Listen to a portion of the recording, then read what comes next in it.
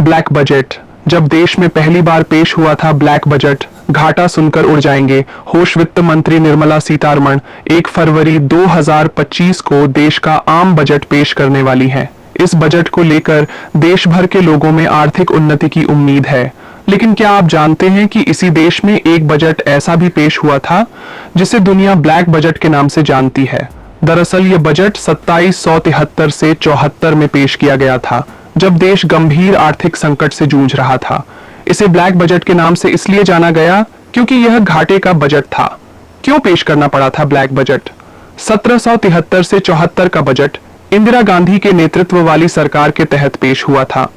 उस वक्त देश के वित्त मंत्री थे यशवंतराव चौहान। उस समय देश की अर्थव्यवस्था संकट में थी।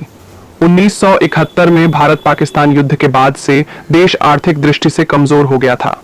इसके अलावा 1973 में मानसून भी फेल हो गया और देश में सूखा पड़ा, जिससे खाद्यान्न उत्पादन में भारी कमी आई। इन कारणों से सरकार को अपनी आय से ज्यादा खर्च करना पड़ा। नतीजतन देश को बजटीय घाटे का सामना करना पड़ा।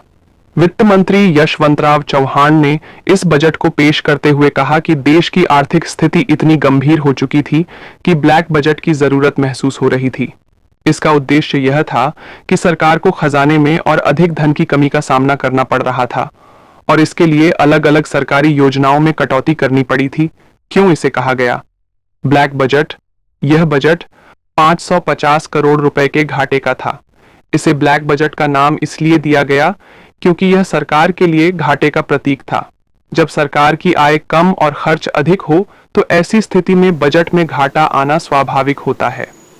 इसे पेश करते समय चौहान ने कहा था कि देश में सूखा और खाद्यान्न की कमी के कारण स्थिति बिगड़ गई थी और इस कारण बजट में घाटा हुआ।